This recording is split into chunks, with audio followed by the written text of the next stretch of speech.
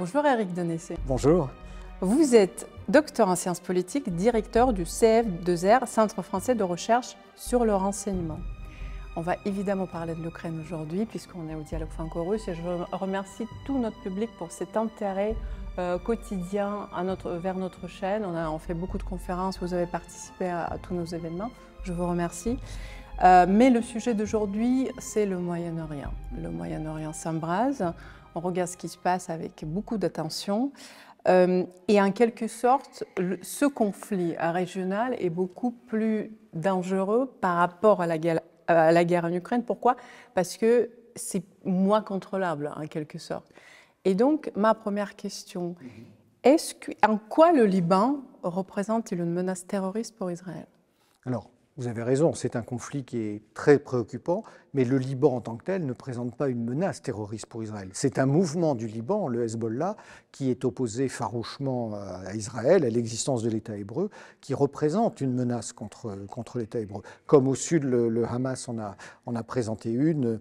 Mais effectivement, l'État libanais en tant que tel n'est pas l'adversaire de l'État hébreu. Alors, ce qui est très amusant aujourd'hui au Liban, c'est qu'une partie de la population est très opposée au Hezbollah, parce qu'ils considèrent que le Hezbollah est responsable des frappes qu'ont déclenchées les Israéliens, mais une autre partie de la population est historiquement anti-israélienne suite aux opérations qui ont eu lieu, on va dire essentiellement en 1982, puis en 2006. Il ne faut pas oublier les massacres de Sabra et Shatila. Mais de la même manière, il y avait chez les Libanais pendant longtemps aussi une forme de détestation des Palestiniens, parce que les Palestiniens réfugiés au Liban généraient un certain nombre de problèmes. Donc, le Liban a toujours été au carrefour d'influences et d'interventions étrangères, que ce soit bien sûr les Syriens, les Palestiniens, l'Iran via le Hezbollah et évidemment les Israéliens. Donc c'est un pays qui est toujours brinque-ballé dans l'histoire. Aujourd'hui, les frappes israéliennes sur le Hezbollah peuvent d'une certaine façon, je dis bien d'une certaine façon, se justifier.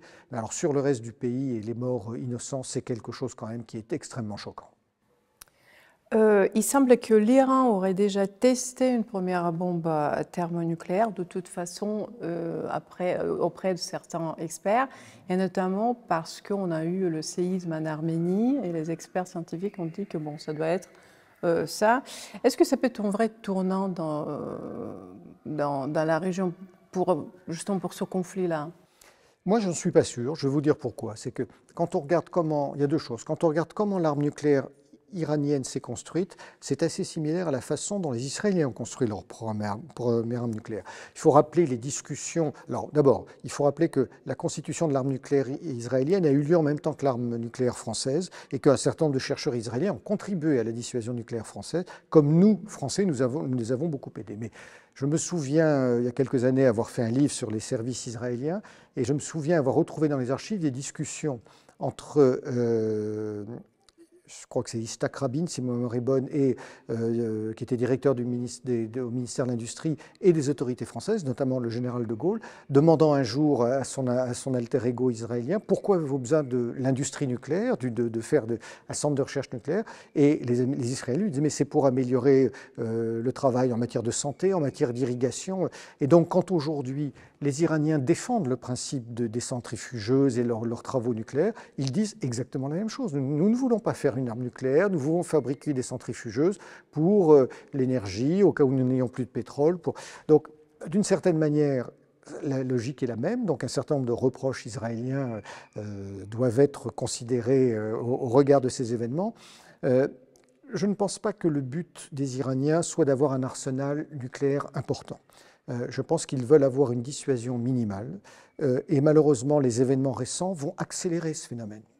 Il ne faut pas oublier que les Iraniens eux-mêmes n'oublient pas ce qui s'est passé pendant les printemps arabes, aussi bien en Libye que dans les pays voisins. Ils se rendent compte que, encore une fois, je ne dis pas que je suis d'accord avec eux, mais ils se rendent compte que s'ils n'ont pas l'arme nucléaire, ils seront à la merci des Occidentaux. Et donc, ils font le maximum de travaux, sans aller trop loin d'un certain côté, pour un jour se doter peut-être de 2, 3, 5 bombes, mais pas nécessairement aller au-delà.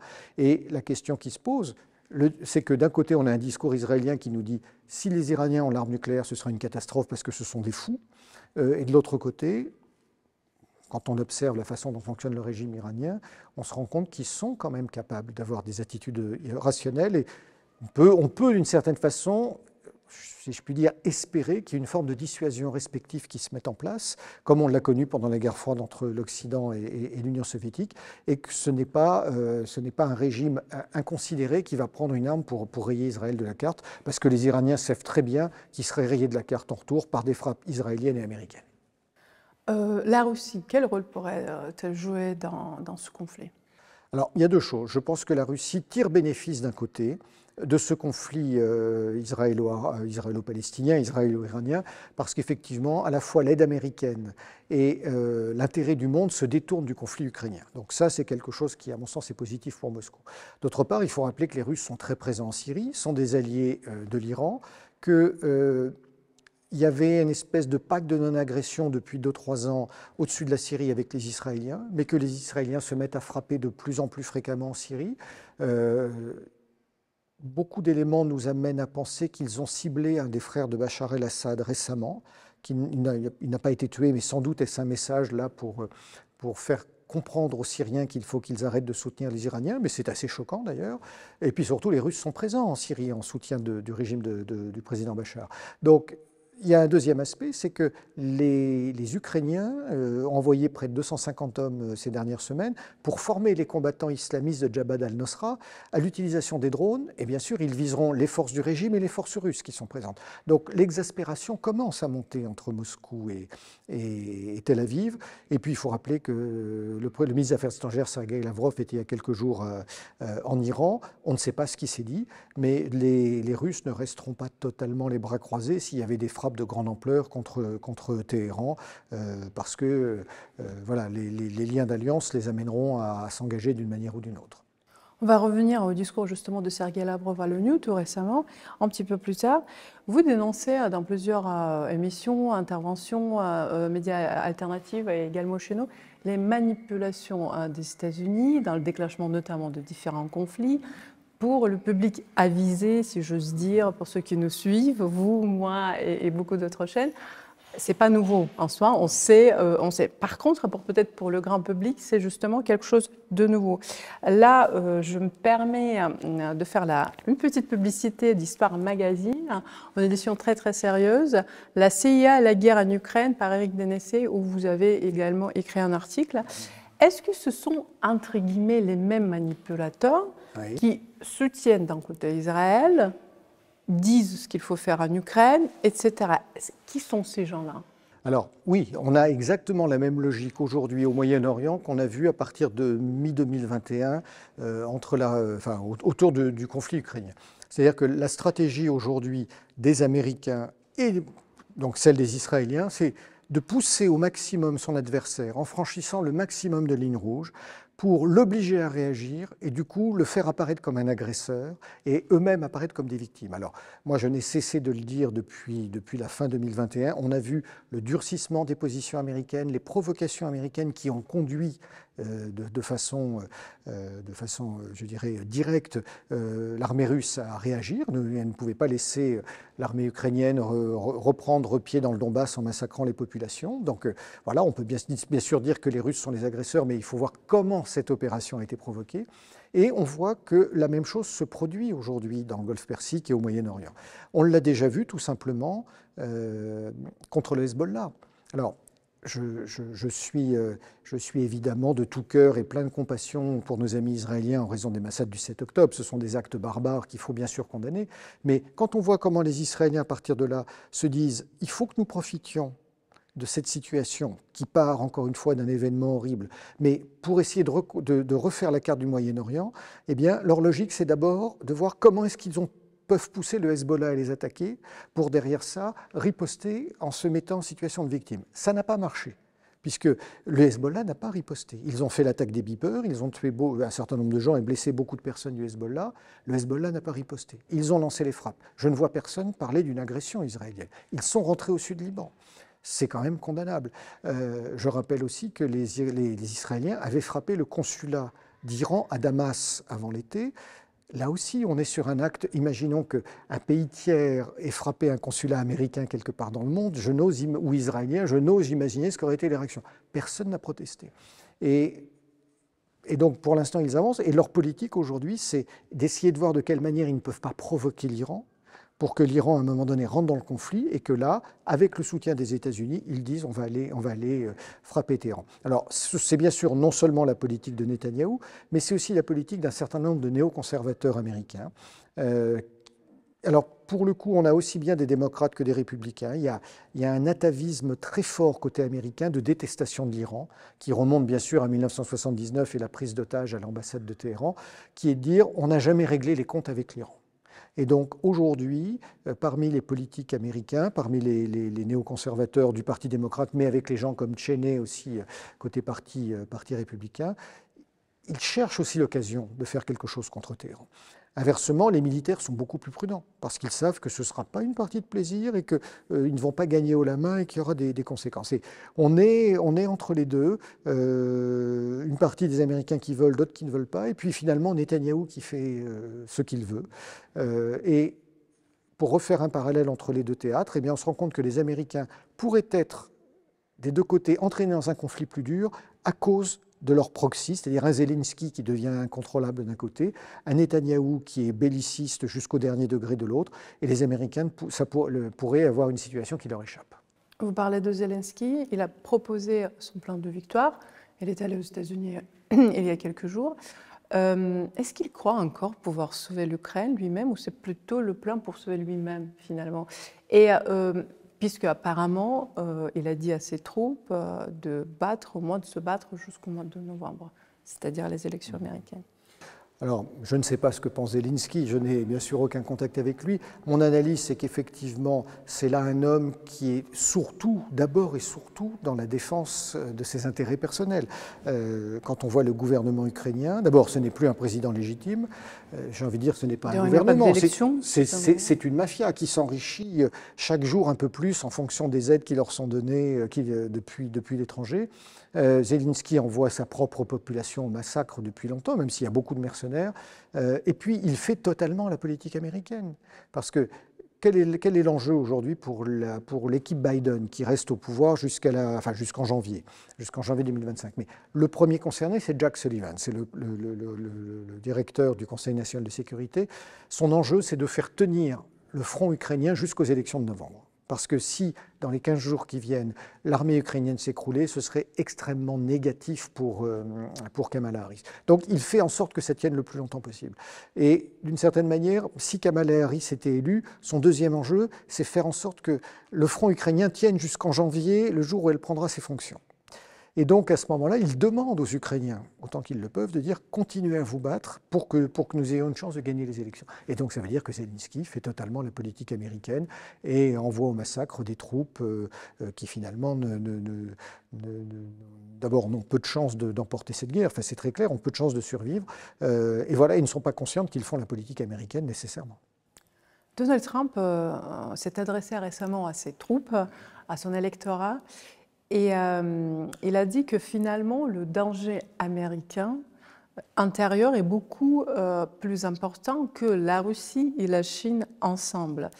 Il y a beaucoup de personnes qui croient que voilà, Donald Trump sera élu, mais est-ce qu'il sera vraiment capable de maîtriser ce fameux État profond, the deep state, s'il est élu? Alors c'est la vraie question.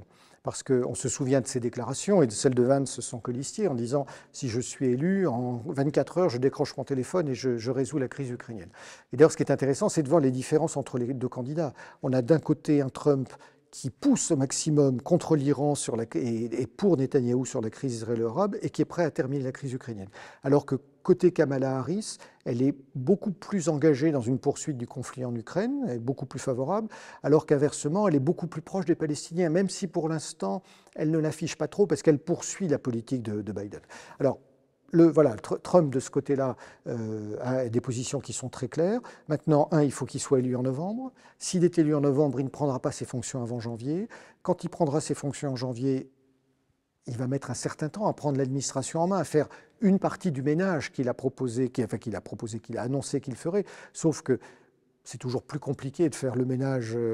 On peut faire des effets d'annonce quand on est dans l'opposition. Une fois qu'on est au pouvoir, il y a quand même un certain nombre de pièges qui se referment sur vous. Donc je pense qu'il essaiera sur la crise ukrainienne de faire bouger les choses. Je ne suis pas sûr qu'il le fasse aussi rapidement que ça.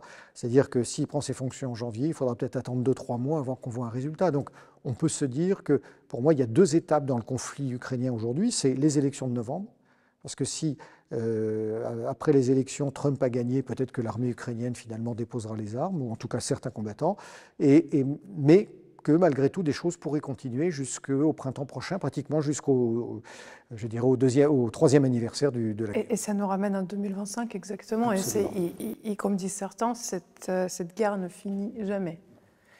Sans parler des personnes évidemment dont les vies ont pu être épargnées, chaque fois je le dis, depuis mars 2022, après les fameuses négociations à Istanbul. L'Europe donne beaucoup d'argent, Oui. les États-Unis aussi. Oui. Y a-t-il un quelconque contrôle des dépenses? J'ai répondu avant que vous ne terminiez. Non, d'abord, l'Europe donne quand même beaucoup moins que les États-Unis, qui sont le premier donateur de loin. Et même si ce que donnent les États-Unis, si ma mémoire est bonne, je crois que c'est 5 ou 6% de leur budget de la défense. Donc, c'est pas si énorme que ça. L'Europe donne moins que les États-Unis, mais donne beaucoup. Les Allemands étaient les premiers donateurs jusqu'à il y a quelques temps, où ils ont divisé par 2. Nous, Français, nous donnons en proportion beaucoup moins, et je m'en réjouis. Maintenant, qu'est-ce que ça a comme impact? On a beaucoup de mal à le mesurer. D'abord, on voit qu'il n'y a pas de contrôle. On sait depuis le début du conflit qu'environ 30%, peut-être entre 25 et un tiers des armes qui sont données et de l'argent qui est donné est détourné. La corruption en Ukraine est absolument phénoménale. Bien sûr, on continue. Je n'hésite pas à parler d'un gang plutôt que d'un gouvernement, il faut être clair. Il faut être aussi objectif. On a quand même de très beaux exemples de la corruption russe. D'ailleurs, Poutine a commencé à faire le ménage suite à l'affaire Shoigu. Il y a un certain nombre de personnes à écarter. Donc, il faut équilibrer les choses. Mais la corruption est bien pire en Ukraine, il n'y a pas photo. Les armes, on les retrouve sur le marché noir, on les retrouve jusqu'au fin fond de certains conflits africains. Puis, ce qu'il ne faut pas oublier aussi, c'est que dans une période où la France et les pays européens en général, mais la France en ce qui nous concerne, a d'énormes difficultés financières. L'argent que l'on prête, les matériels que l'on donne, ce ne sont pas des matériels vendus. Nous ne serons jamais remboursés. Donc les contribuables français contribuent à une guerre qui a engendré une crise économique majeure en Europe avec les sabotages de Nord Stream 2. Pour beaucoup, ils n'adhèrent pas nécessairement à la politique étrangère qui a été décidée par Emmanuel Macron. Et donc, voilà, c'est un puissant fond, donne de l'argent à des pays les plus corrompus de la planète et dont on ne verra jamais la couleur, ni en matière de remboursement, ni en matière de contrats qui pourraient à la limite contribuer à un remboursement. On voit bien sûr certaines entreprises d'armement, notamment des entreprises françaises qui installent des succursales en Ukraine pour fabriquer à moindre coût, fabriquer des drones. Mais par exemple, on a ouvert nos frontières à des tas de produits, notamment les poulets ukrainiens, qui ne respectent pas les normes de l'Union européenne et qui viennent faire de la concurrence déloyale aux éleveurs français. C'est une honte. On va revenir au discours du ministre des Affaires étrangères russe, Sergueï Lavrov.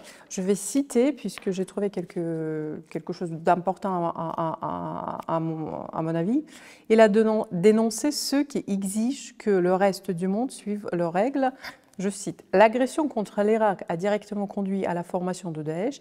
La guerre en Syrie a donné naissance au front Al-Nusra, tandis que la destruction de la Libye a ouvert la voie à l'infiltration du terrorisme dans la région sahélienne et un afflux massif de migrants illégaux en Europe. » Et ma question, encore une fois, pour le public avisé, ce n'est pas nouveau tout ça, quelle est la ligne rouge de l'Europe dans tout ça? Jusqu'à quand, jusqu'où l'Europe va suivre son partenaire, les États-Unis? Non, le discours du ministre Lavrov il dit la vérité, il faut être lucide. Moi, j'ai suivi tous ces conflits sur le terrain auprès des révolutions arabes, en Libye notamment. Nous avons créé le chaos en Afrique sous l'influence américaine pour essayer de renverser des régimes qui étaient de moins en moins favorables aux États-Unis et installer des frères musulmans à peu près partout. Dieu merci, ça n'a pas fonctionné comme les Américains l'espéraient. La Syrie a résisté alors que la Libye s'est écroulée. Est-ce qu'il y a une ligne rouge de l'Europe vis-à-vis des États-Unis? Non. Non, nous sommes, il faut le dire, nous sommes devenus des vassaux des Américains. Et le pays qui finalement a le plus souffert de ce conflit et qui s'est mis, le plus à plat ventre, ce sont les Allemands.